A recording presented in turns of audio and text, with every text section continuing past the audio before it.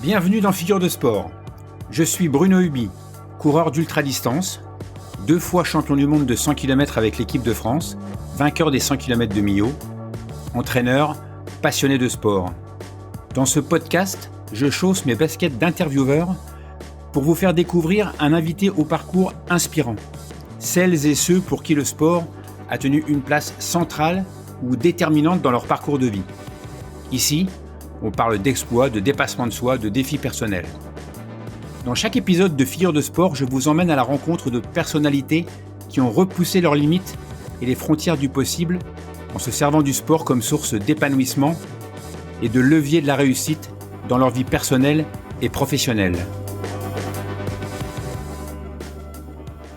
La voie de l'athlétisme, est-il possible de réduire la présentation de mon invité à ces 4 mots ? Sans doute si vous avez déjà trouvé qui il est. Mais le but de ce podcast étant de chercher qui se trouve derrière ce que l'on croit savoir, je vous propose de découvrir aussi ce qui se cache derrière ce timbre de voix qui m'a fait vibrer en regardant mon sport favori à la télévision. Aujourd'hui, je reçois quelqu'un que vous avez tous probablement entendu. Il a été le témoin privilégié des plus grands exploits de l'athlétisme, de Marie-Josée Pérec à Usain Bolt. Pendant plus de 3 décennies sur le service public, il n'a pas seulement commenté des courses, il les a vécues avec une passion débordante, parfois volcanique. Journaliste, conteur d'histoire et amoureux fou de l'humain, derrière l'athlète, j'ai le plaisir d'accueillir Patrick Montel. Bonjour Patrick. Salut Bruno. Je suis ravi, je suis heureux que tu aies accepté mon invitation et que tu sois l'invité de ce nouveau podcast de Figure de Sport. Je t'ai entendu à maintes reprises dire que tu étais un escroc. Moi là, aujourd'hui, il faut que je te fasse un aveu, j'ai le syndrome de l'imposteur. J'espère que tu ne me prendras pas pour un escroc. Mais bon, voilà, je suis vraiment content en fait que tu sois à l'autre bout du micro. Alors, comme c'est la tradition sur ce podcast, est-ce que tu peux te présenter ? Oui, je peux me présenter en quelques mots en disant que je suis un sportif raté, que toute ma vie j'aurais rêvé d'être hôtesse de l'air et que malheureusement j'avais pas le profil et que finalement j'en ai profité pour commenter ce que les autres faisaient et donc poser ma voix sur la musique qu'ils composaient. Et j'avoue que c'est vrai que c'est une escroquerie parce que j'ai pas d'autre talent que de faire du vent et qu'aujourd'hui dans notre société d'indifférence, le vent se vend bien et donc j'ai réussi à passer à travers les mailles. J'ai jamais vraiment bossé. Et je n'ai vécu que de ma passion, ce qui est évidemment une escroquerie, mais en même temps, c'est ce que je conseille à tout le monde. Tu vends du vent. T'as Oui. vraiment le sens de la formule. Mais c'est la vérité, je vends du vent, je sais rien faire de mes 10 doigts, je sais juste poser des paroles sur des figures artistiques et performatives que d'autres font et que je suis incapable de faire. Ouais, mais tu conviendras avec moi que tout le monde n'est pas Patrick Montel, tout le monde n'est pas capable de faire ce que tu as fait. Donc, est-ce que escroc, sportif raté, est-ce que vraiment c'est ce qui te qualifie ? Moi, j'aurais tendance à voir les choses un peu différemment. On parle de toi comme légende du journaliste sportif, et toi tu nous dis non, moi je suis pas la légende du journalisme sportif. Non, je suis pas la légende, non. Je suis pas la légende du commentaire, parce que ça, c'est une escroquerie. En revanche, j'ai exercé la profession de journaliste, qui n'a rien à voir, c'est une autre profession. Et c'est vrai que dans le journalisme, j'ai appris des choses, j'ai appris à aborder les gens, à les aimer aussi d'ailleurs, et à témoigner de ce qu'ils me faisaient, ce qu'il me transmettait. Donc, quelque part, oui, ça, c'est un métier, le métier de journaliste, comme j'ai exercé auparavant le métier d'enseignant. Je pense que c'est de la même texture. Mais en ce qui concerne le commentaire, très honnêtement, c'est du vent. Je veux dire, tous ceux qui commentent le savent. Je veux dire, ils n'ont aucun mérite. Ils ont juste une parole qui coule comme du miel ou pas, mais ils n'ont aucun mérite parce qu'il n'y a pas de travail en amont. Et ceux qui travaillent en amont, en général, ils sont chiants parce que ils vont nous asséner des statistiques dont on se moque complètement. Qu'est-ce qu'on recherche ? Qu'est-ce que les gens recherchent dans un commentaire ? Ils recherchent de l'émotion. Et l'émotion, c'est pas quelque chose qui se travaille, c'est quelque chose qu'on a à l'intérieur de soi et donc on n'a aucun mérite à la retransmettre. Alors si on n'a pas de mérite, on a du talent. Le talent, qu'est-ce que c'est que le talent? Je veux dire, aujourd'hui, on va payer très cher, des gens qui vendent du vent. Alors, c'est pas mon cas, hein, puisque j'étais sur le service public et même si le service public aujourd'hui est sur la sellette, je peux vous dire que les salaires étaient pas mirobolants. Mais en dehors de ça, on va payer très cher des influenceurs, des gens qui vendent du vent aujourd'hui, alors que la personne qui va inventer un vaccin va être sous-payée. Donc, qu'est-ce que c'est que le talent? Je veux dire, le talent, c'est quelque chose que l'on a en soi et on n'a pas besoin de le, comment dire, de le tartiner comme la confiture sur un bout de pain. Donc, oui, qu'est-ce que c'est que le talent? Le talent, c'est aussi quelque part le fait de rester en marge et d'être silencieux. Et c'est tout le contraire de moi. Ok. Alors tu nous as parlé de tes débuts de journaliste. Avant d'être journaliste, tu n'étais pas journaliste. Tu étais, t'as mal tourné, tu étais prof. Ouais, j'étais prof, mais en fait, le journalisme, c'est un virus qui te gagne très jeune. Moi, à l'âge de, je sais pas, de 3, 4, 5, 6 ans, j'étais déjà journaliste. C'est-à-dire que je m'intéressais à ce qui se passait autour de moi et j'avais envie de témoigner de ce qui se passait autour de moi. Après, j'ai pensé que c'était juste quelque chose qui m'appartenait et je pouvais pas en faire un métier. Donc, comme je pouvais pas en faire un métier, naturellement, je me suis retrouvé vers l'enseignement parce que l'enseignement, c'est la même chose. On va transmettre des choses et on va, en échange, récupérer des ressentis de la part de gamins, de gamines qui vont vous nourrir. Donc, quelque part, le journalisme et l'enseignement, c'est un peu la même chose. Mais comme je ne pensais pas pouvoir vivre du journalisme, j'ai vécu dans un premier temps, pendant 8 ans, de l'enseignement, ce qui m'a permis de découvrir l'Afrique. Et l'Afrique m'a beaucoup appris. Et puis ensuite, ce qui m'a permis de découvrir la banlieue. Et la banlieue aussi m'a beaucoup appris. Donc c'est sur ce double prisme-là que je me suis construit avant d'entrer à la télé, en fait. Pour aller un peu plus dans le détail, t'es prof, t'enseignes, et comment tu te retrouves à Stade 2, comment tu te À la retrouves télé. journaliste, enfin, comment ça se passe, voilà. Moi, j'ai été enseignant toute ma vie, je, je n'aurais même pas imaginé que je puisse basculer vers ce monde-là. Comment ça s'est passé? Bah, ça se passe avec les accidents de la vie, c'est-à-dire que j'avais mon ami, le seul que j'ai jamais eu d'ailleurs, était journaliste à Antenne 2, journaliste sportif au service des sports.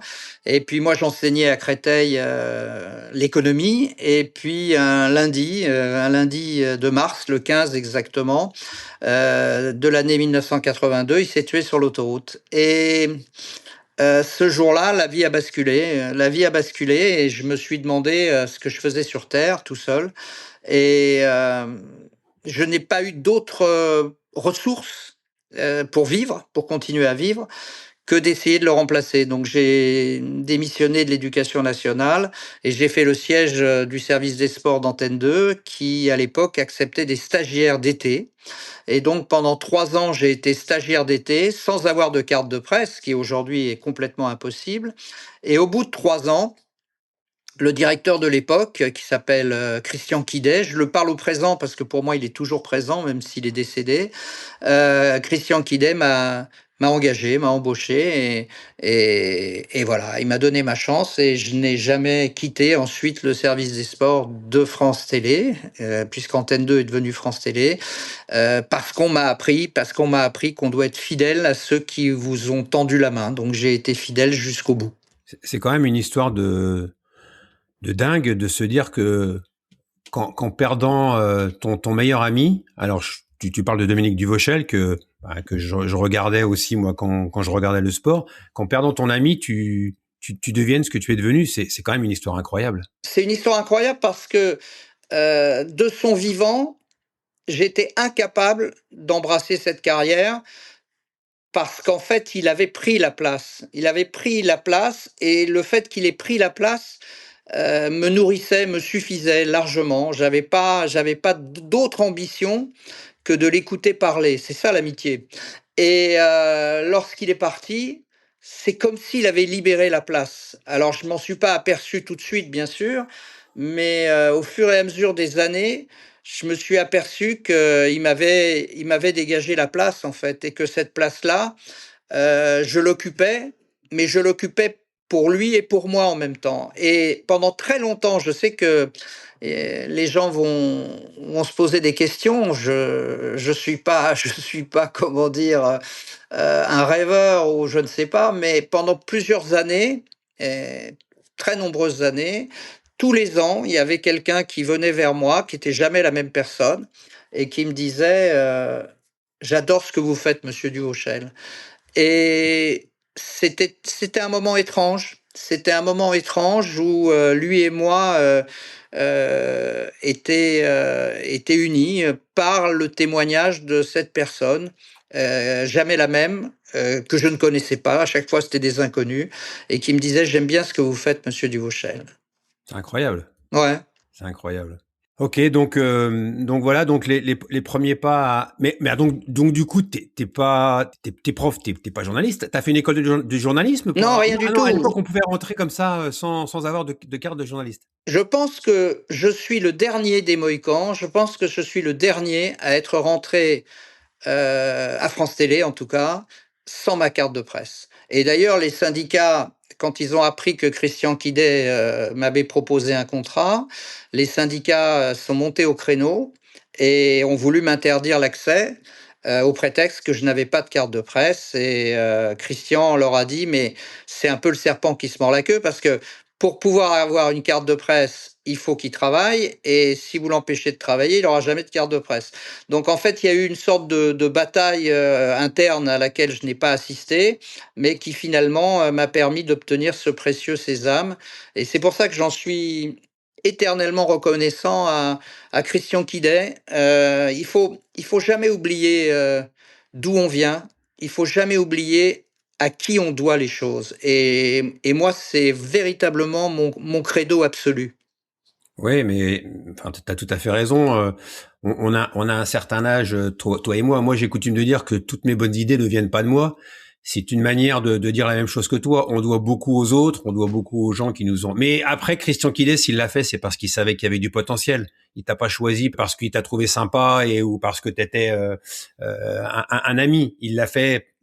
Non, j'étais pas.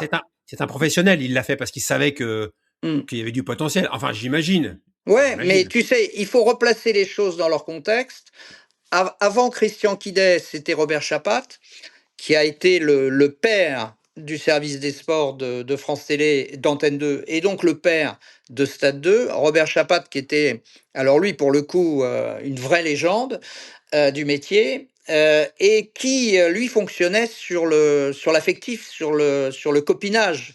Et avec Robert, euh, j'avais aucune chance. J'avais aucune chance parce que je ne faisais pas partie des gens qui voulaient promouvoir. Et ma chance à moi, ça a été effectivement que Robert est parti, et je l'ai regretté parce que c'est quelqu'un que j'aimais beaucoup. Et Christian Quidet, qui venait de TF1 et qui avait évidemment une autre façon de fonctionner, qui était quelqu'un d'assez hautain, d'assez froid dans son rapport, contrairement à Robert qui était très chaleureux. Christian raisonnait sur d'autres critères que l'amitié, et c'est ce qui m'a permis d'entrer dans le service. Voilà. Donc en fait, t'es un escroc, mais t'es un escroc quand même qui avait des compétences.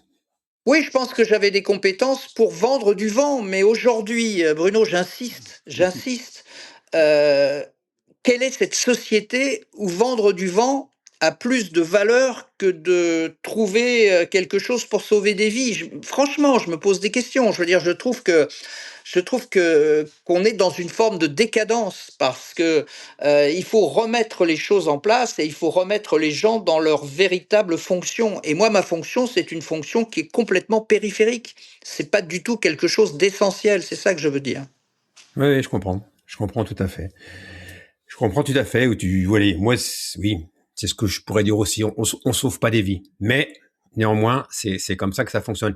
Et donc, alors, par rapport à ce talent, à ce don que tu as, je te propose un jeu. On va jouer au jeu. Il est facile, hein, tu vas gagner.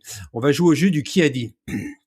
Qui a dit, je ne commande pas une course, je raconte une histoire. Je sais pas qu'est-ce qui a dit ça, mais C'est en tout toi, cas, c'est il a toi, bien Patrick. raison. Je veux dire, C'est toi, Patrick. comment? C'est toi, Ah, c'est Patrick. moi. Bah, alors tu vois, j'ai raison parce que en fait, je veux dire et ce qui m'énerve aujourd'hui parce que franchement, c'est les mecs qui ont préparé, leur match, leur meeting, et qui ont écrit sur un bout de papier, tout ce qu'ils doivent dire et à chaque fois qu'ils disent un truc, ils le barrent, en disant: «Bah, ça, je l'ai dit ça». Non, effectivement, je veux dire commenter, c'est raconter une histoire, c'est surtout aimer les gens et c'est pas nécessairement faire du cocorico, c'est aussi, apprécier les parcours des uns et des autres et c'est vrai que dans l'émotion, on a toujours tendance à dire, «Ah bah, il est chauvin celui-là» et cetera. Mais non, je veux dire, moi, j'ai autant, d'affection, pour Marie-Josée Pérec que pour Hicham El Guerrouj, par exemple, qui sont 2 personnages qui, pour moi, sont extrêmement importants. L'une est française, femme, guadeloupéenne, française et guadeloupéenne et l'autre est marocain et pour moi, il y a pas de différence. D'ailleurs, Marie-Jo a dit un truc super sympa. J'ai quand même un peu bossé mon sujet. Moi, j'écrivais la musique et toi, tu écrivais les paroles. Elle s'adressait à toi, Marie-Jo. Ouais, Et, c'est et- l'un. et Ouais. elle a dit, c'est quand même, enfin, quand une légende, parce que là, pour le coup, pour moi, c'est une légende, vraiment, dit ce genre de choses, on est loin de C'est le plus beau compliment qu'on m'ait jamais fait de ma vie de commentateur ou de journaliste. Je pense que ça vient de Marie-Jo, qui est une qui est plus maintenant comme ça, mais qui était à l'époque quelqu'un de qui était assez avare de compliments. Donc, ouais, ça m'a vraiment touché au cœur, ouais. Alors, qui a dit la passion est imperméable au temps qui passe? Probablement, je sais pas, hein, j'en sais rien, mais il a raison. Il a raison. Patrick Montel. Mais arrête de prendre mes citations parce que non, non, mais sérieux, oui, effectivement, je veux dire, quand les gens m'ont dit laisse ta place aux jeunes, j'ai envie de leur dire je les emmerde, quoi. Mais vraiment, parce que la passion n'a pas d'âge. Moi, je connais des gens de 20 ans qui sont déjà complètement vieux dans leur tête et qui, je sais pas, il y a des gens de 20 ans aujourd'hui qui te disent et putain, je veux dire, tu te rends compte, à la retraite, je vais toucher quoi, Mais c'est incroyable! Le mec, il a 45 ans à vivre encore, de sa passion potentielle et il pense déjà à sa retraite. Donc effectivement, le temps qui passe n'a pas de prise sur la passion et celui qui aujourd'hui, te dit: «Comment ça va?» comme un lundi, moi je le plains sincèrement et je plains les gens qui font des différences par rapport à l'âge. Moi j'ai eu la chance incroyable de fréquenter Stéphane Hessel. Il avait 95 ans et moi je me sentais vieux à côté de lui, je te promets. Je la connaissais pas, cette anecdote. Je la connaissais pas. Alors, est-ce que la recette de l'escroc, est-ce qu'on peut la résumer de cette manière-là? Bon, quand tu commentes, on sent qu'il y a quand même de l'émotion. Il suffit d'écouter tes commentaires pour savoir qu'il y a beaucoup d'émotion. On vient de parler de la passion. Tu as parlé aussi de l'amour des sportifs. Alors, est-ce que c'est pas ça, la recette de Patrick Montel, de mélanger de l'émotion, de la passion, et puis d'aimer les sportifs? Parce que moi, j'étais aussi, voilà, on a partagé des moments, enfin, tu t'es rapproché un moment de l'équipe de France de 100 km. Je sais, pour avoir vécu certains instants avec toi, que tu aimes vraiment les sportifs. Est-ce que c'est pas ça la recette et la solution? Bah si, mais non, mais la passion, tu peux pas être passionné si t'aimes pas les gens. C'est impossible. Donc la passion est liée à l'amour que tu as pour les gens pour qui tu te passionnes. C'est obligé. Si quelqu'un t'est totalement indifférent, c'est compliqué de ressentir de la passion pour lui, quoi. Ouais. Alors donc le conseil que tu donnerais au petit Patrick qui veut se lancer aujourd'hui dans le journalisme, ce serait quoi du coup? Ce serait, tu peux pas dire à quelqu'un, mon petit gars, il faut que tu aies de l'émotion, mon petit gars, il faut que tu aimes les sportifs, mon petit gars, il faut que tu aies de la passion. C'est pas des choses qui se, même si c'est la recette et même si c'est de ça dont tu t'es nourri, quel conseil tu donnerais quand même à quelqu'un qui Ne veut se renonce lancer? pas à tes rêves. Ne renonce pas à tes rêves. N'écoute pas tous les gens qui vont te donner des bons conseils pour ce qu'il faut faire et ce qu'il faut pas faire. Suis la voie que tu as à l'intérieur de toi. Ne lâche rien. Ça sera compliqué. Ça sera compliqué parce que les obstacles vont être importants. Mais va jusqu'au bout. Va jusqu'au bout. Et surtout, surtout, ne va pas gâcher ta vie dans des trucs où tu vas pas être toi-même. Donc, quelle que soit ta passion, vis-la à fond. Voilà ce que je dirais. Ouais, c'est un beau résumé. C'est un beau résumé. Alors, dans les phrases que tu as dites, moi qui aime l'athlétisme comme un fou et qui écoutais tes retransmissions, il y a des questions que je me suis posées. Dans un des reportages, ça doit être un 4x400 en salle ou un 4x, enfin, je sais plus. C'est un relais en salle et on voit les Français, ils prennent le relais. Et là, tu nous sors, quand les jambes ne marchent plus, c'est le cœur qui prend le relais. Je me suis dit, mais il l'a préparé celle-là ou pas? Parce que franchement, quand les jambes ne marchent plus, c'est le cœur qui prend le relais. Je me dis, mais comment il a pu sortir un truc pareil, comme ça, instantanément, sans y réfléchir?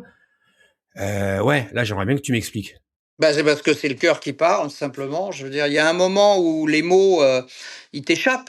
J'ai dit beaucoup de conneries, moi. J'ai dit beaucoup, beaucoup de conneries en direct parce que justement, plus tu es dans l'émotion, plus les mots t'échappent et plus les mots qui coulent de ta bouche coulent sans contrôle, en fait. Et tout ce que j'ai dit de puissant ou de décalé ou de maladroit, Heu, c'est la passion qui me les a fait sortir donc quelque part, oui, c'est un manque de contrôle. Il y a des gens qui vont te dire, que la passion est une mauvaise conseillère, que la passion, va t'emmener sur des chemins, dangereux et tortueux. Je dis: «Oui, bien sûr, c'est vrai», mais sans la passion, il y a pas ce génie des mots, ce génie de la langue qui peut quelquefois, sortir entre 2 erreurs, entre 2 maladresses. Ouais, en fait, t'es Arsène Lupin, quoi. T'es un peu un escroc, mais aussi un peu un génie. Parce que quand les jambes ne marchent plus, c'est le cœur qui prend le relais. Quand tu commandes un relais, je me dis, mais waouh, celle-la, quand même, Ça, c'est fallait la, le fallait la hasard, j'y suis trouver. pour rien. Non, non, j'y suis pour rien. Ouais, donc t'es vraiment un escroc, alors. Oui, oui, je suis un escroc, hein. Alors, j'aimerais qu'on parle un peu des sportifs. Alors, moi, j'ai envie de te laisser nous parler des sportifs vers lesquels tu as une vraie amitié, une vraie appétence. Mais moi, j'ai eu le privilège d'être licencié à l'EFSRA, où d'ailleurs, tu as été un des animateurs du meeting à Reims. Et à un moment, j'étais directeur sportif de l'EFSRA et on devait faire les interclubs. Et donc, dans les interclubs, à l'époque, on avait Younis, on avait Mayedine, on avait Johan, et c'était pas simple de les réunir et de les convaincre de participer aux interclubs. Mais voilà, ce sont des athlètes qui ont été exceptionnels, et j'aimerais bien que tu nous parles un peu d'eux, Younis, Mayedine, t'as suivi leurs exploits, Johan. Il s'est passé des choses quand tu as commenté leurs exploits sportifs. Parle-nous de ces trois sportifs rémois, puis après on parlera des autres, bien entendu. Ouais, pour revenir juste, avant de parler des 3 en question, pour parler sur les interclubs, la moindre des choses, c'est qu'un athlète, aide son club, quand il en a besoin. Donc j'ai jamais compris, cette possibilité de ne pas faire les interclubs. Ou alors il faut changer la formule et plus faire des interclubs. Mais à partir du moment où vous appartenez à un club et que ce club a besoin de vous pour, une compétition majeure en ce qui concerne ce club, ça me semble incroyable de ne pas y aller. Ouais. Sous vrai. Excuse-moi, je te coupe, mais Younis, c'était 3000 points, hein, parce que c'était 1000 à la longueur, c'était 1000 sur les haies et c'était 1000 au relais. Johan, c'était 1000, mais c'était une fois 1000. Younis, c'était 3 fois 1000. Mayedine, Ouais, c'était 1000, mais c'était une fois 1000. Donc Younis, quand tu l'avais, je dis pas que tu étais sûr de gagner la compète, mais quasiment, c'était énorme l'apport qu'elle pouvait avoir. ouais, sauf que pour moi, le fait que ça marque 1000 points, pour moi, c'est pas important. Pour moi, ce qui était important, c'est l'exemple que tu donnes aux gamins et ça se compte pas en points, ça. Le fait d'être présent, par exemple, je sais pas, le fait pour un perchiste de lancer le javelot, pour venir en aide à ton club, ça va au-delà du nombre de points qu'il peut rapporter.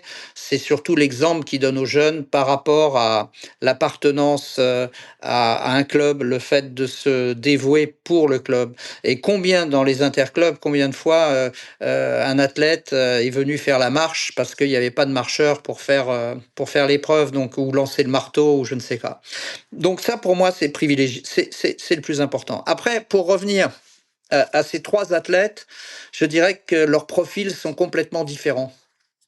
Alors, évidemment, j'ai été plus sensible à certains profils qu'à d'autres. Celui qui m'a le plus touché des 3, je dois dire c'est Maïeddine. Parce que Maïeddine, c'est un garçon que je connais bien. C'est un garçon qui a vraisemblablement le palmarès le plus formidable de l'athlétisme avec Marie-Josée Pérec. Et ça a toujours été le vilain petit canard, celui qui n'avait pas de sponsor, celui qui était décrié, celui qui était toujours dans la peau du bad boy, alors que c'est un garçon qui est charmant. Mais je pense que Maïeddine, on a utilisé son talent, mais on n'a pas cherché à lui expliquer qu'il y avait une communication qui était nécessaire. Et on lui a jamais appris à communiquer, ce qui fait qu'il est toujours passé pour le mauvais garçon, alors que c'est quelqu'un qui a un gros cœur. Donc sur les trois, vraiment, Maïeddine, pour moi, m'a laissé une empreinte indélébile. Après, Johan, j'ai beaucoup aimé Johan, et d'ailleurs, je suis intervenu personnellement à l'antenne lorsque j'ai appris qu'il gagnait une misère à l'époque, et avec un potentiel qui était incroyable dans une discipline qui n'était pas vraiment encore reconnue, et qu'il a fait d'ailleurs, qu'il l'a fait reconnaître grâce à ses exploits. Mais pour en revenir à ça, donc il était très mal payé, et j'ai lancé un appel à l'antenne en disant il faut aider le soldat Diniz, et la Poste a répondu présent à mon appel, et Johan est devenu un facteur, enfin entre guillemets, parce qu'il n'a jamais distribué de courrier, mais il a été l'ambassadeur des facteurs, et grâce à cet appel sur l'antenne, il a pu avoir un salaire digne de son talent. Mais Johan, j'ai toujours gardé aussi une image très très sympa de lui, même si c'est pas aussi profond qu'avec Maïeddine. Et puis Younis, par contre, je suis passé complètement au travers. Euh, je ne sais pas pourquoi. C'est quelqu'un qui m'a pas touché du tout. C'est quelqu'un qui était sur ses gardes, c'est quelqu'un qui était dans la méfiance. Ça vient peut-être, et je le regrette parce que je connais bien l'Afrique, et j'ai eu en Afrique pendant 3 ans l'occasion d'enseigner là-bas et d'avoir des rapports extrêmement chaleureux avec les Africains, les Ivoiriens, les Béninois, les Burkinabés, tous ceux qui gravitaient autour du lycée technique d'Abidjan. En revanche, avec Yonis, ça a toujours été une sorte de méfiance. Il y avait toujours quelque chose qui empêchait la glace de fondre. Et j'ai vibré vraiment à ses exploits. C'était un samedi en 2003, lorsqu'elle est devenue championne du monde de la longueur. J'ai pleuré aussi avec elle en 2001 à Edmonton, lorsqu'elle a malheureusement fait un zéro à l'heptathlon, mais je n'ai jamais réussi vraiment à communiquer avec elle comme j'ai pu communiquer avec Johan ou avec Maïeddine. Tout ça pour te dire que la performance, elle génère de l'émotion, mais elle ne génère pas nécessairement de l'amour. Et on peut le regretter, mais c'est certainement autant de ma faute que de la sienne. Il y avait quelque chose qui passait pas. Mais c'est beau ce que tu viens de dire là, une fois de plus, hein, t'es le roi des punchlines en fait, toi. La performance génère de l'émotion, mais ne génère pas forcément de l'amour. Oui. J'ai ressenti ce que j'ai ressenti avec Younis, je l'ai ressenti avec d'autres athlètes qui m'ont émerveillé sur le plan de leur performance, mais qui ne m'ont pas émerveillé sur le plan du rapport humain qu'on pouvait imaginer avoir avec eux. Donc oui, il faut bien faire la différence entre les deux, entre l'émotion instantanée qui est générée par un exploit sur le stade, et puis l'émotion différée qui elle dure donc dans le temps, et qui s'appuie sur la tendresse, sur l'amour, oui. Ouais, pas mal pour un escroc, dis donc. T'étais pas prof de français? Non, d'économie, mais j'écris beaucoup, moi. Je me lève très tôt le matin, et c'est une gymnastique que je m'impose. J'écris énormément, et le fait d'écrire éclaircit un peu les neurones, ouais. D'accord. Mais alors, quand tu dis tu écris des livres, J'écris des livres, mais non? j'écris pour moi. Ah, En d'accord. fait, j'écris des livres qui ne seront jamais publiés, mais Quel dommage. j'ai besoin d'écrire comme d'autres ont besoin, toi, j'imagine, et puis d'autres, de prendre leur basket et d'aller courir. Forcément, sans forcément avoir un œil sur sa montre, juste le plaisir du corps qui en mouvement. Et moi, c'est la même chose, c'est-à-dire que le matin, j'écris, mais je n'ai pas de performance à réaliser. J'ai juste à poser sur le papier ou sur l'ordi, en l'occurrence, des choses que j'ai en moi et qu'il faut absolument que je délivre. Ok. Non, c'est intéressant parce que justement, le but, c'était de voir un peu qui se cachait derrière cette voix et on est en plein dedans. Donc moi, ça me va très bien. Et moi, je voulais juste revenir pour l'anecdote hein, sur Johan et sur les interclubs. J'étais au club à ce moment-là. En fait, Johan, il avait refusé de faire l'armée. Il devait faire un service civil et il était employé au club. Et pour les interclubs, le directeur sportif de l'époque lui dit, écoute, Johan, on a personne à la marche, hein, donc tu vas faire la marche. Oh, bon, non, pour faire la marche. Et en fait, peu de gens le savent. Hein, j'espère que Johan ne m'en voudra pas de dévoiler ça. Mais sa carrière a commencé comme ça, aux interclubs où on lui a dit, écoute, il y a personne, tu vas faire la marche. Il courait, Johan. Hein, je l'ai eu comme ancien élève, donc je connais bien Johan.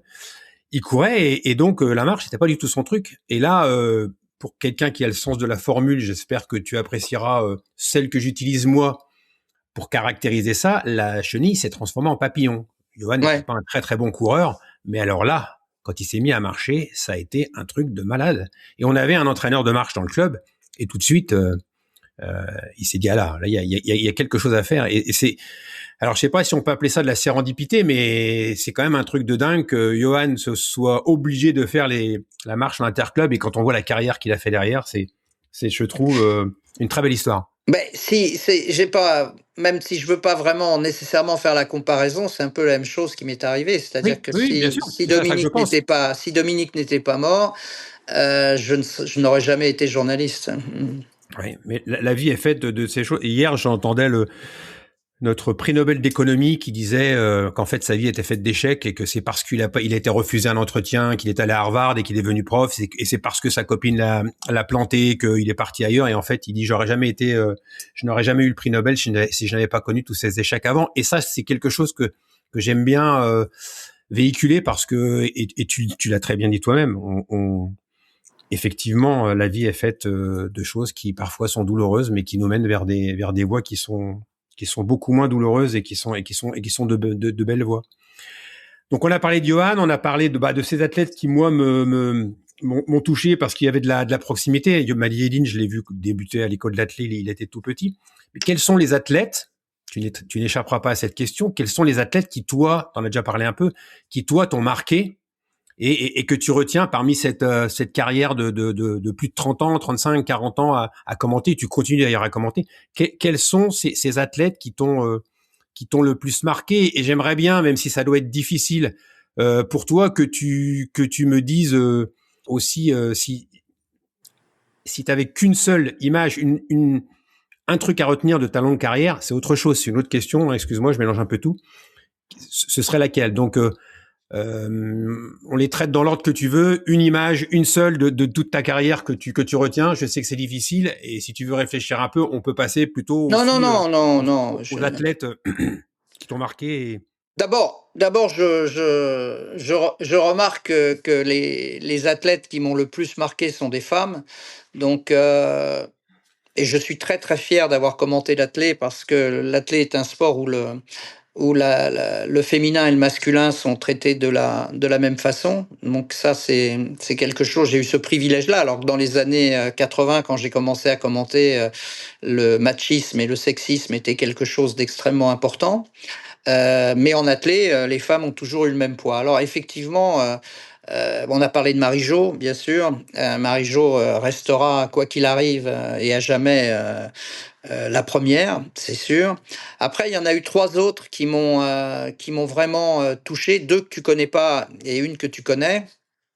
Je vais commencer par celle que tu connais, c'est Heike Drexler, qui, pour moi, a été le trait d'union entre deux systèmes politiques opposés, entre deux visions du sport diamétralement opposés également. Et c'est quelqu'un qui a réussi à réconcilier les deux. D'abord en étant championne de la RDA, avec tout ce que ça présupposait sur le dopage d'État. Et puis ensuite, elle est devenue citoyenne allemande et elle a aussi utilisé ce qu'elle avait appris de la RDA pour le positiver à l'Ouest. Et moi, l'image que j'ai d'Heike, qui est une image extrêmement forte, je ne pense pas que ce soit l'image à laquelle tu faisais allusion, mais pour moi, elle est extrêmement lourde en sens. C'était à Berlin en 2018, à l'occasion des championnats du monde, ou d'Europe, je ne sais plus, d'Europe. Et Heike ratissait le bac à sable. Elle était bénévole et elle ratissait le bac à sable sur le stade olympique de Berlin. Heike Drexler. Est-ce qu'on imagine Marie-Josée Pérec? Est-ce qu'on imagine Teddy Riner? Est-ce qu'on imagine ces champions de ce niveau-là ratisser un bac à sable? Eh bien, Heike le faisait parce qu'elle avait justement cette culture et cette éducation de la RDA. Donc ça, Heike Drexler, j'ai eu la chance de la côtoyer personnellement et pour moi, c'est une femme exceptionnelle. Après, les deux dernières dont je voulais parler et que tu ne connais pas, il y en a une qui s'appelle Sarah Etonguet et qui est camerounaise et qui a gravi moult fois victorieusement l'ascension du Mont Cameroun, qui est une des courses de trail trail de montagne les plus compliquées au monde.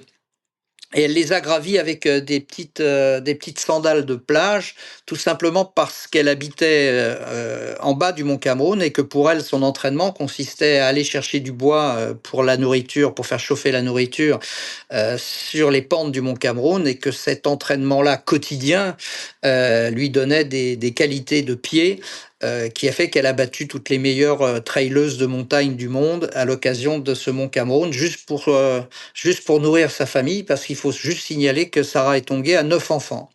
Donc je suis tombé amoureux de Sarah à deux occasions lorsque je suis allé au Cameroun, et pour moi elle restera quelqu'un d'extrêmement important dans ma vie. D'ailleurs, elle a sa statue maintenant à Buea, à côté de celle de Bismarck. Il y a deux statues à Buea, Sarah et Bismarck. Bismarck, pourquoi? Parce que le Cameroun a eu aussi une occupation allemande à l'époque. Et puis la dernière... Alors, excuse-moi, je te coupe, je connais cette personne dont tu parles. Ah, tu connais Sarah Etonguet? Oui, Bah écoute, mais parfait. je la connais grâce à toi probablement. Parce que, sauf erreur de ma part, il y a un reportage qui a été fait sur elle à Plusieurs. Stade 2. Et on la voit, effectivement. Donc, grâce à Stade 2, grâce à toi peut-être, je pense que c'est toi qui as fait le reportage, Oui. j'ai découvert cette fille avec ses sandales, ouais, et qui a battu toutes les professionnels, et c'était un reportage extraordinaire. Voilà, donc Sarah Etonguet. Et puis la dernière, alors je ne sais pas si tu la connais, alors là, tu vas peut-être me dire que tu la connais aussi, elle s'appelle Samia. Je l'ai rencontrée à Pékin en 2008 aux Jeux Olympiques. Elle est somalienne. Et elle était au départ du 100 mètres, des séries du 100 mètres aux Jeux Olympiques de 2008. À côté d'elle, il y avait une Jamaïcaine dont le nom m'échappe, mais qui évidemment a remporté haut la main la série.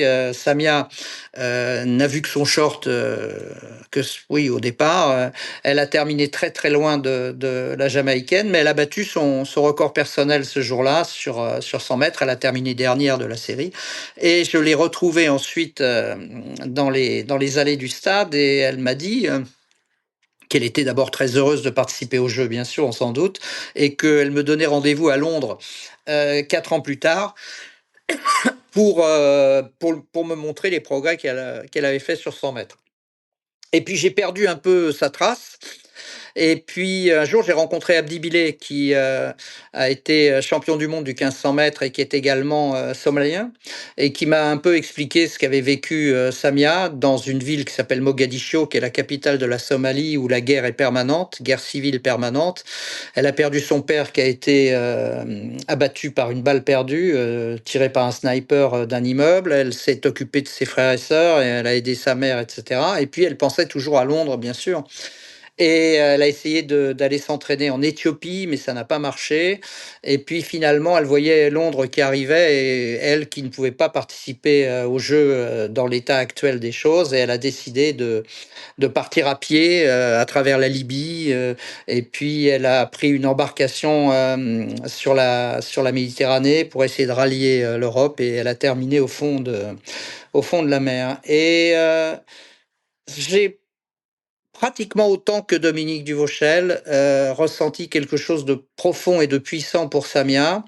Et c'est rare, c'est très rare les jours où je ne pense pas à elle, parce que pour moi, elle incarne ce que le sport vraiment signifie, c'est-à-dire une possibilité de s'émanciper, de s'épanouir et surtout cette volonté de ne jamais renoncer, même si on doit mourir pour ça. Et ce qu'a fait Samia, pour moi, c'est à montrer dans toutes les écoles, c'est à montrer à tous les gamins, de leur dire que l'important, c'est pas de gagner, l'important, c'est pas de gagner de l'argent, l'important, c'est de gagner l'estime de soi. Et ça, c'est capital. Ça va pas être facile de faire la transition après ça. C'est une belle histoire. Hein. C'est franchement, enfin moi ça me touche beaucoup. J'espère que ça va toucher aussi toutes celles et ceux qui nous écoutent. Je dis pas que je pensais t'inviter et que tu allais me sortir des trucs comme ça, mais j'étais certain que oui, ça allait être des belles histoires avec tout ce que tu as vécu et celle-là vraiment elle est vraiment très très belle. Après, tu n'échapperas pas, au final de Floria Gay au relais du 4x4. Hein. Voilà, j'ai écouté et réécouté ce passage parce qu'il y a le fameux alors peut-être Ouais. qui a une grosse qui a une signification encore maintenant une énorme signification. Alors je vais me permettre, hein, je vais pas jouer les Patrick Montel, mais j'ai noté quand même ce que tu avais dit à ce moment-là. Il y aura pas de podium parce que là on vient pas.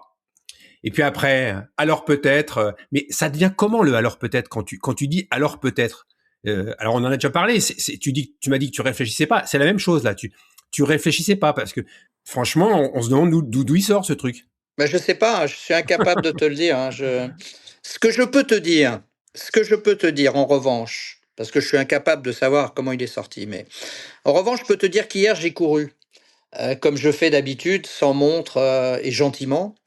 Et à un moment, je suis arrivé à un passage piéton et il y avait un autobus.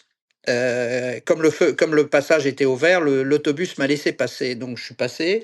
J'avais mon bonnet enfoncé sur le crâne, j'avais les cheveux hirsutes. Enfin, j'étais pas très présentable. Et le bus est passé derrière moi et le chauffeur m'a interpellé. Il a ouvert la vitre. Il m'a interpellé et m'a dit juste ce mot-là. Il m'a dit alors peut-être. Et je me suis dit putain. Je vais dire, ce alors peut-être il a fait des petits. Et je me dis, encore une fois, c'est la plus belle chose qui pouvait m'arriver. Pourquoi? Parce que derrière alors peut-être, il y a le résumé de la vie. Et Floria l'a parfaitement exprimé sur le dernier 400 mètres. C'est-à-dire qu'il y a des moments dans la vie où on se dit, ah alors là, on ne revient pas. Et là, t'es mort, mon pote. Et là, tu reviendras jamais. Parce que ce qui t'est arrivé sur la tête, c'est trop dur, c'est trop douloureux, tu t'en sortiras pas. Et ben ça, c'est des conneries. Ça, c'est des conneries. Et moi, j'ai sorti cette connerie à l'antenne parce que j'ai réellement cru qu'on ne reviendrait pas. Sauf que Florial m'a prouvé le contraire. Elle est revenue. Et au moment où je vois qu'elle revient, au moment où Stéphane Diagana me dit attention parce que la Britannique est en train de faiblir, et là, il y a alors peut-être qui sort. Et ce alors peut-être aujourd'hui, c'est ma marque de fabrique. C'est-à-dire que tous les gens que je rencontre sur les trails, tous les gens que je rencontre sur les marathons, les semis, etc., je leur dis alors peut-être parce que c'est inscrit en nous et que ce alors peut-être peut nous permettre d'apercevoir la sortie du tunnel. On est tous à un moment ou à un autre de notre vie dans une situation qui est extrêmement précaire, extrêmement douloureuse. Eh bien, ce alors peut-être, il existe malgré tout. Et Floria, avec laquelle j'ai eu l'occasion de parler ensuite, Floria, elle nous a éclairé, elle nous a éclaboussé de son talent avec ce alors peut-être. Parce que quand on revoit la course, Bruno, il n'y a aucune espèce de chance qu'elle Bien revienne. sûr.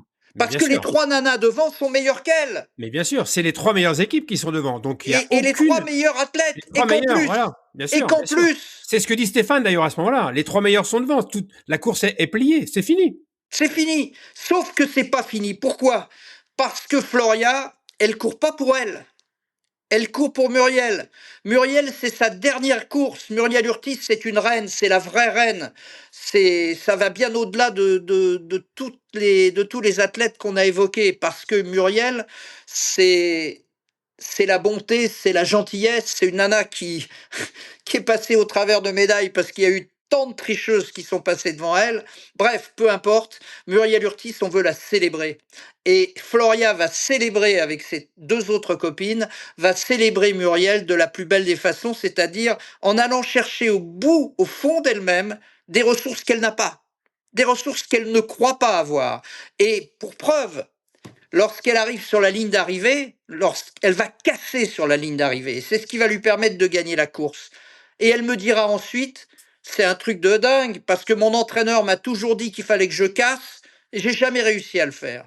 La seule fois où elle casse et elle réussit, c'est pour Muriel. Et ça résume tout, quoi. C'est de l'amour. Ouais, c'est extraordinaire. Et je me souviens encore des commentaires après, parce que là, tu te rends compte de ce qui vient de se passer et tu dis, j'ai jamais vu ça, c'est pas possible, il va falloir lui faire une statue.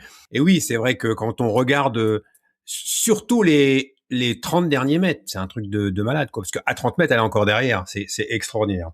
Extraordinaire. Mais c'est bien ce lien que tu fais avec la vie, parce que c'est ça aussi que moi, j'essaie de transmettre dans ce podcast. Le sport, c'est une école de la vie. C'est une phrase un peu surfaite, mais n'empêche que c'est comme ça que ça se passe. Et que, alors peut-être, oui, il faut qu'on ait tous ça à l'esprit. Et ça va me permettre peut-être de basculer sur ton alors peut-être à toi, le chapitre Stade 2 et puis après Radio Montel, parce que j'aimerais qu'on parle aussi de ça. Le chapitre Stade 2, même si c'est peut-être pas la peine non plus de s'étendre trop longtemps là-dessus, je suis pas certain que ça soit la chose la plus intéressante que tu as à nous dire. Moi, je vais pas me faire que des amis, hein. Je serai d'ailleurs plus jamais invité à Stade 2. Enfin, je l'ai pas été souvent, donc c'est pas très grave. Et j'aimerais que tu me dises ce que tu penses. Moi, j'ai été un peu agacé quand j'ai vu, quand je vois l'évolution de cette émission que j'adore. Hein. Moi, je suis un enfant de Stade 2. Quand on voit des sportifs portés au pinacle, alors qu'ils sont loin de réaliser des exploits dignes de ceux qu'on leur attribue, et dignes du privilège, parce que pour moi c'est un privilège pour un sportif d'être invité dans une telle émission. Alors j'ai pas forcément envie de citer un nom parce que je veux pas m'acharner sur un sportif, mais j'ai l'impression, et on en revient à ce qu'on disait tout à l'heure, que les journalistes sportifs actuels, même si je regarde l'émission toutes les semaines, n'ont pas les codes. Comment on peut inviter quelqu'un qui est presque un usurpateur en disant qu'il est champion du monde et en disant qu'il a réalisé des choses extraordinaires, quand on sait très bien, quand on connaît un peu l'athlétisme, que ce qu'il a fait, des centaines et des milliers de personnes l'auraient fait, mais comme il est très bien vendu par certaines marques, eh ben, il se retrouve invité dans Stade 2. Je vais peut-être un peu loin, je sais pas. Qu'est-ce que tu penses de ça? Ouais, non, mais juste de ça, oui, je pense qu'aujourd'hui, il faut s'adapter à l'époque. Et l'époque aujourd'hui, elle est plus à célébrer des chronos ou des lancers ou des sauts, mais elle est juste accolée à l'influenceur du moment. Je pense qu'aujourd'hui, alors Stade 2, mais la télé en général, est à la remorque de ce qui se passe sur les réseaux, et les réseaux célèbrent non pas le meilleur, le plus performant, mais ils vont célébrer celui qui communique le mieux. Et donc, comme la télé est un peu en perte de vitesse par rapport aux jeunes générations, bah, on essaye de récupérer ce qu'on peut récupérer pour faire un peu d'audience, et on va inviter logiquement les influenceurs, même s'ils n'ont pas réellement performé. Donc, je pense que ça, c'est le système qui veut ça. Après, Stade 2, pour moi, il est mort depuis très longtemps. Stade 2 n'existe plus. D'ailleurs, il est sur la 3. C'est ridicule. Donc, il aurait fallu débaptiser l'émission pour être honnête. Stade 2 s'est arrêté lorsque les vannes grasses en plateau n'ont plus eu de raison d'être. Stade 2, c'était la bande des copains, c'était le café du commerce, C'était une bande de potes, de vrais potes, qui déconnaient ensemble sur le plateau et qui parlaient de sport parce que le sport, c'est quelque chose d'insignifiant par rapport à tous les drames et tous les malheurs qu'une société peut engendrer. Donc, c'était l'occasion de passer un moment entre potes et ça permettait de donner des résultats qui étaient importants parce que personne pouvait les avoir en dehors de ça. Autrement, Stade 2, voilà, c'était juste ça, quoi. Et moi, j'ai eu la chance de côtoyer ce Stade 2 de l'époque. Et évidemment, appeler Stade 2 aujourd'hui, l'émission à laquelle j'ai participé d'ailleurs ensuite et qui est devenue ce qu'elle est devenue aujourd'hui, c'est encore une escroquerie. Mais Stade 2, c'est une marque. Donc c'est une marque comme un shampoing, comme une savonnette. Ça vaut ni plus ni moins. Mais le vrai Stade 2, celui que j'ai écorné un petit peu, le Stade 2 de Thierry Roland, de Roger Coudert et de Robert Chapat, c'était le Stade 2 de la déconne et c'était le Stade 2 de l'amitié. Aujourd'hui, on déconne plus et aujourd'hui, on n'est plus amis. On est, pour reprendre une expression de Stéphane Diagana, on est collègues. Et moi, c'est un terme que j'ai du mal à gérer. Après, par rapport à mon expérience et ma sortie de route à Stade 2, je regrette rien puisque ça m'a permis de rebondir, on en parlera, mais je regrette juste d'avoir pris mon manteau le vendredi soir et que ça soit terminé comme ça, après 33 ans de bons et loyaux services. Moi, mes parents m'ont appris que lorsque quelqu'un passait 30 ans dans une boîte, on lui préparait un petit truc à la sortie. Il y avait le patron qui faisait un petit discours, on lui offrait un vélo pliant, un ordinateur portable, et puis on essuyait une larme et on buvait une coupe de champagne, et puis on lui disait: ah bah tiens, toi, on t'oubliera jamais, on t'aime. C'était des conneries, bien sûr, personne ne pensait un mot de tout ça, y compris le patron d'abord, mais ça faisait chaud au cœur quand on prenait son manteau. Aujourd'hui, et c'est pas seulement pour moi. Aujourd'hui, dans toutes les boîtes, on s'en va le vendredi soir, on essaye de pas claquer la porte en partant, et puis c'est fini. Et tu vois, aujourd'hui, je n'ai plus aucun contact avec les gens de France Télé, et bah, ça remet bien les choses en place. C'est-à-dire qu'en fait, il y avait rien. Il y avait rien du tout, et que moi, j'ai pensé, par la passion, j'ai pensé qu'il y avait quelque chose.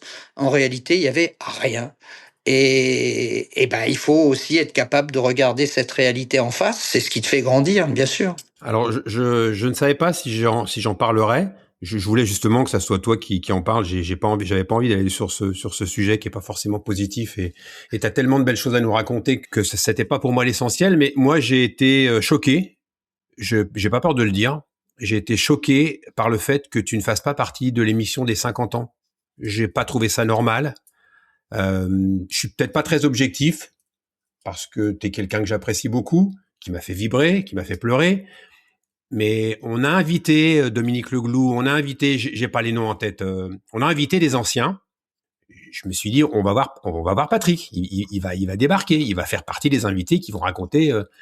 Eh ben non. Et ça, c'est comme tu le dis, même si on n'est pas d'accord, même si on n'apprécie pas forcément, mais enfin, c'est pas normal qu'on t'invite pas. C'est pas normal. J'étais pas le seul à ne pas être invité. Pierre Sled aussi, j'ai vu, n'a pas été invité.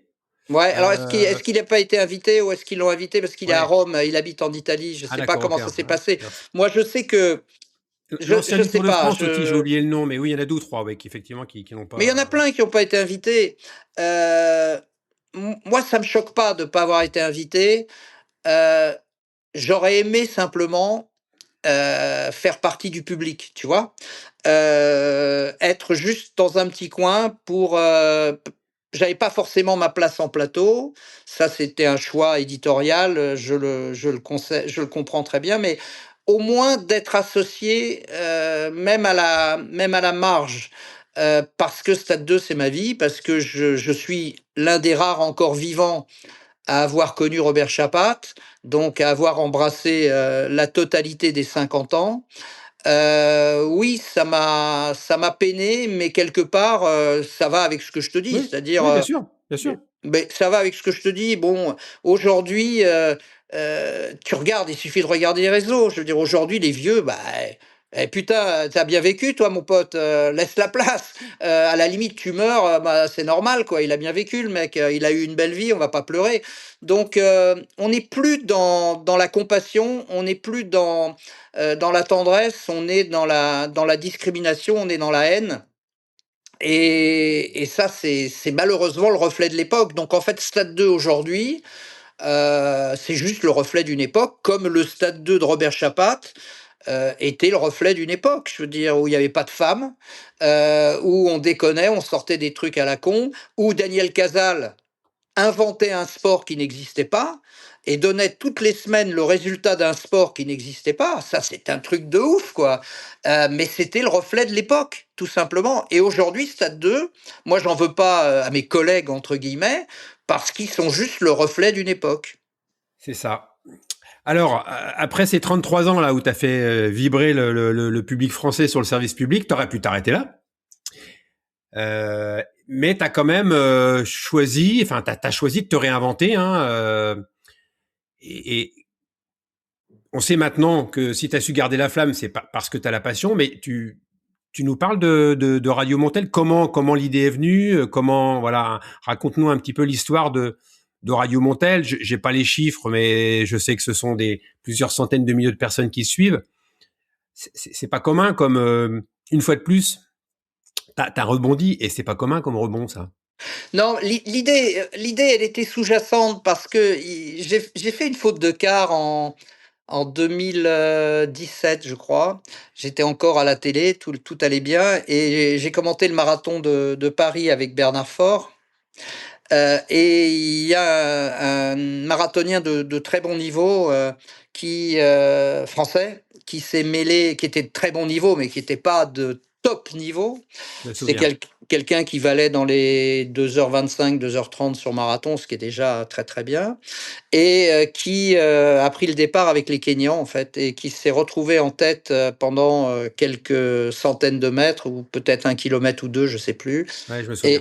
Et moi, je l'ai taillé à l'antenne. Enfin, Bernard l'a taillé à l'antenne, et Bernard avait parfaitement les qualités pour le faire parce qu'il a été champion de France du marathon, donc il sait de quoi il parle.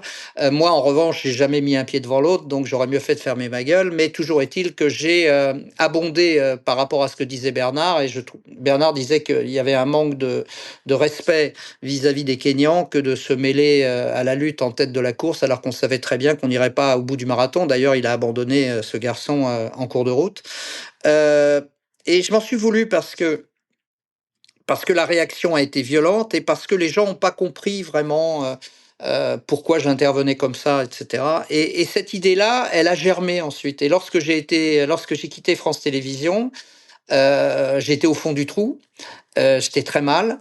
J'ai cherché à rebondir, et je me suis dit, en allant à la Diagonale des Fous à La Réunion, je me suis aperçu que les gens avaient des choses à dire et que ces gens-là, on leur donnait jamais le micro et on ne s'occupait jamais de leur ressenti. Et j'ai repensé à ce marathonien avec qui j'avais fait la paix, hein, parce que c'était pas possible autrement. J'ai repensé à lui et je me suis dit, j'ai quand même été vraiment très injuste avec lui.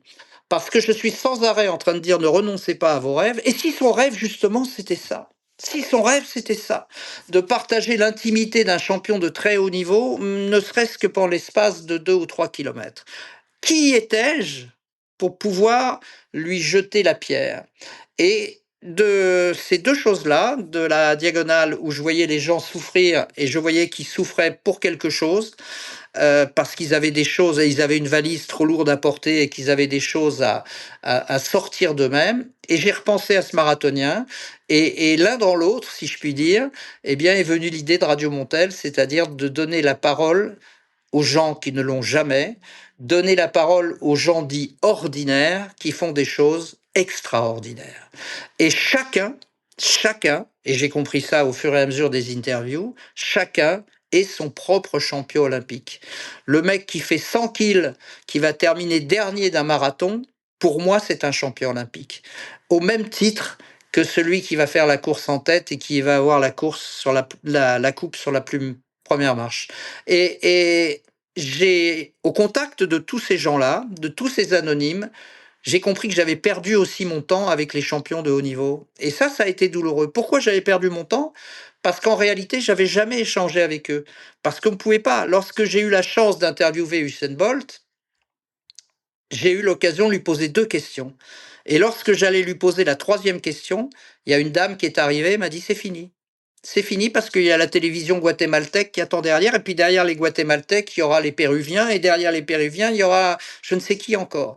Donc en fait, la communication avec l'athlète de haut niveau était réduite au minimum. Et par contre, le ressenti avec les gens ordinaires qui faisaient des choses extraordinaires, eh bien c'était open bar. Et à chaque fois qu'ils me disaient quelque chose, je me nourrissais de l'intérieur, je leur volais leurs émotions. Donc non seulement je suis un escroc, mais en plus je suis un voleur. Et il faut que les gens le sachent. T'as pas perdu ton sens de la formule, hein.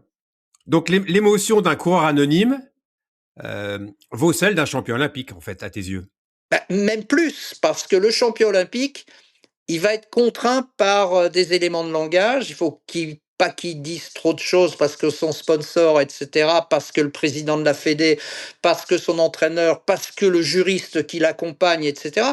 Il est contraint par tout son environnement, alors que la personne ordinaire qui fait des choses extraordinaires, eh ben, elle va te sortir des trucs qui viennent de ses tripes, quoi. Je veux dire, quand je croise quelqu'un sur un sentier, que le mec il fond en larmes et il me dit je pense à mon gosse qui est mort quand il était en couche, etc., et je cours pour lui, bah, tu n'auras jamais ce témoignage-là avec un champion de haut niveau, même s'il a connu la même chose, parce qu'il est contraint par des éléments de langage. C'est pas de sa faute à lui, c'est juste qu'il est contraint. Et je me mets à la place d'Usain Bolt, qui a 50 télés qui l'attendent, qui vont lui poser la même question à la con, comment veux-tu qu'il soit lui-même? C'est un robot, le mec. Et il enchaîne, et il enchaîne, et il enchaîne. Mais il n'y a plus rien de réel dans son ressenti. Oui, bien sûr, bien sûr. Et c'est intéressant ce que tu me dis là, parce qu'on va vraiment dans les coulisses de ce que nous, on connaît pas, c'est-à-dire les coulisses de l'interview, les coulisses des contacts avec les sportifs de haut niveau, mais ça paraît être comme une évidence. Moi, ce que... Non, tu sais, je voulais juste faire un truc, juste dire un truc par rapport à ça, parce que c'est Nelson Montfort, qui a été mon collègue pendant toutes ces années, a bâti sa réputation sur le fait qu'il arrivait à interviewer les plus grands en direct lorsqu'ils avaient fini leur course. Carl Lewis, Michael Johnson, que sais-je encore, toutes les stars de l'athlétisme sont passées par le micro de Nelson. Et les gens se disaient, mais c'est incroyable, Nelson, il connaît tout le monde, il est capable de parler avec tout le monde s'arrête pour parler avec Nelson. C'est évidemment complètement faux. Je veux dire, Nelson, il a profité du fait que France Télévisions avait acheté une position en zone mixte, que France Télévisions payait pour que les athlètes s'arrêtent devant la personne qui interviewait, que ce soit Nelson Montfort ou que ce soit n'importe qui d'autre. Donc les gens ont été un peu abusés par cette chose-là. Nelson, qui par ailleurs est quelqu'un de très bien, il n'y a rien à dire, et qui parle très bien anglais en C'est plus. ça, et qui maîtrisait l'anglais parfaitement. Qui maîtrise parfaitement l'anglais. Voilà, Il a bénéficié, et tant mieux pour lui, il a bénéficié d'une prérogative qui était offerte aux télévisions qui avaient les moyens de se payer une position commentateur, c'est-à-dire les télévisions des pays riches. Il est clair que la télévision d'un pays pauvre n'avait pas les moyens de se payer une position commentateur et donc n'avait pas les moyens de mettre en évidence le Nelson Montfort local. Donc voilà, c'est juste de remettre les choses par rapport aux opportunités. Et c'est vrai que Usain Bolt, par exemple, pour en revenir à lui, je n'ai jamais su qui il était vraiment, quel homme il était vraiment, parce que moi, je n'ai jamais entendu une vraie interview d'Usain Bolt, c'est-à-dire une interview où il livre intimement son ressenti. Et alors ça m'évoque quelque chose que tu dis, Michael Johnson qui se fait interviewer par Nelson Montfort, qui lui pose une question qui dure 3 minutes, Nelson. Michael Johnson répond par 4 mots. Et derrière, Nelson rebondit avec un truc qui va durer 4 minutes. Ouais. Au bout de 30 secondes, Michael Johnson, il se barre. Non, mais ça, c'est l'art de Nelson, que j'ai enseigné d'ailleurs, parce que j'ai continué ma carrière de prof parallèlement à celle de journaliste. Et il y a une interview que je passe à chaque fois à mes élèves, qui est une interview de Nelson, où il arrive, Marie-Josée Pérec est de fort mauvaise humeur, elle refuse absolument de parler, et Nelson va trouver un artifice pour que Marie-Jo sourie déjà dans un premier temps, et deuxièmement condescende à parler. Donc Nelson a du talent. Nelson a du talent dans son domaine. Il sait faire. Après, il a bénéficié d'une opportunité et il a su gérer cette opportunité parce que d'autres ont bénéficié de cette opportunité mais n'ont pas su la gérer. Donc, il faut quand même rendre à Nelson ce qui lui appartient, c'est-à-dire cette capacité à mettre aussi les athlètes dans de bonnes conditions. Je me rappelle de Merlène Othey qui faisait la gueule en permanence lorsqu'elle était interviewée. Et Nelson avait cette formule absolument extraordinaire quand il avait Merlène en lui disant « Mais comment faites-vous, Merlène, pour avoir ce sourire magnifique ?» alors qu'elle ne souriait jamais. Et le fait de dire ça à Merlène Othey, la faisait sourire, tout simplement. Et d'ailleurs, même si tu nous l'as déjà plus ou moins dit, le sportif avec lequel tu avais le plus de plaisir quand on avait les moyens, quand on avait la possibilité, le sportif avec lequel tu avais le plus de plaisir à parler justement de choses et d'autres, en dehors du stade, avec lequel tu es allé, oui, c'est ça, en dehors du stade, en dehors des caméras et des façades, le sportif avec lequel tu avais le plus de facilité à parler de la pluie, du beau temps, enfin bref. J'ai adoré parler avec Pierre-Ambroise Boss parce que c'est quelqu'un qui justement échappait à toutes ces contraintes. C'est quelqu'un qui avait le verbe haut, qui se foutait bien de ce qu'on pouvait penser de lui. Et à chaque fois que j'ai eu l'occasion de parler avec PAB en dehors de l'athlé, en dehors du stade, j'ai toujours pris beaucoup de plaisir à le faire. Et ouais, j'ai adoré parce que c'était quelqu'un d'atypique. C'est pas quelqu'un qui était formaté. C'est vrai que le formatage de l'athlète de haut niveau est extrêmement pénible. Et c'est vrai que j'avais besoin de retrouver de la sincérité, de la spontanéité. Et c'est pour ça que sur les sentiers, aujourd'hui, je me régale. Et je me dis, il y a un truc, tu vois, dans le alors peut-être, il y a le fait que à toute chose, malheur est bon, quoi. Et si j'étais resté à la télé, j'aurais jamais connu ça, quoi. J'aurais jamais connu ça. Et aujourd'hui, tu vois, ma fierté, c'est de me dire qu'il y a quand même 500 000 mecs et nanas, 500 000 personnes qui suivent le truc, quoi. Donc je me dis, euh, ouais, c'est incroyable, c'est incroyable. C'est encore une escroquerie, mais je me dis c'est incroyable parce que quelque part, j'ai réussi à mettre en place une idée hyper simple. Juste donner la parole aux gens, c'est que dalle. Mais tous les beaux donneurs de leçons, là, tous ceux qui m'ont bien critiqué sympa, ils l'ont jamais fait. Donc je me dis, ouais, c'est bien, quoi. Et pour conclure cet épisode, alors peut-être que tu as déjà répondu à ça, mais c'est la coutume. Hein, la coutume, c'est de se présenter, puis la coutume, c'est de finir par le podcast s'appelle Figure de sport, et donc moi, ça n'a rien à voir avec Radio Montel, bien évidemment, mais moi, ce que je voulais, c'était donner la parole justement pour être souvent de l'autre côté du micro, donner la parole à des gens que je trouve intéressants, passionnants, alors connus comme toi, mais moins connus.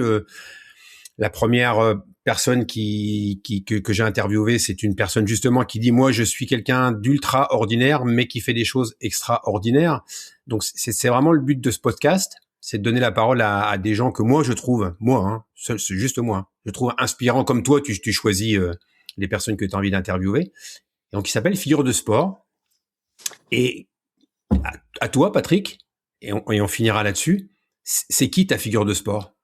Ma figure de sport, bizarrement, c'est quelqu'un qui parlait très peu, que j'ai eu la chance de côtoyer à Saint-Pierre-et-Miquelon, un endroit perdu au large du Canada, du côté de Terre-Neuve, et où j'ai eu la chance d'aller. Et j'ai passé 10 jours avec Eric Tabarly.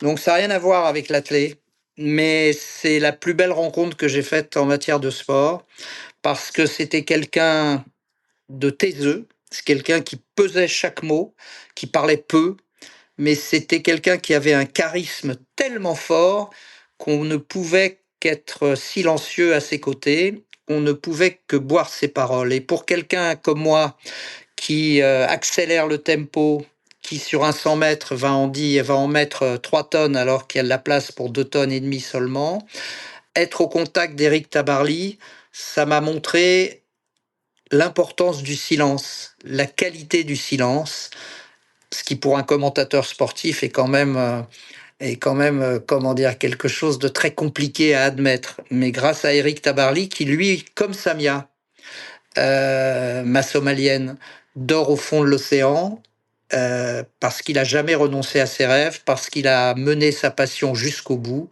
Et comme Samia, tous les deux l'ont fait dans le silence. Et aujourd'hui, le silence, c'est quelque chose qui me taraude un peu, qui m'inspire beaucoup.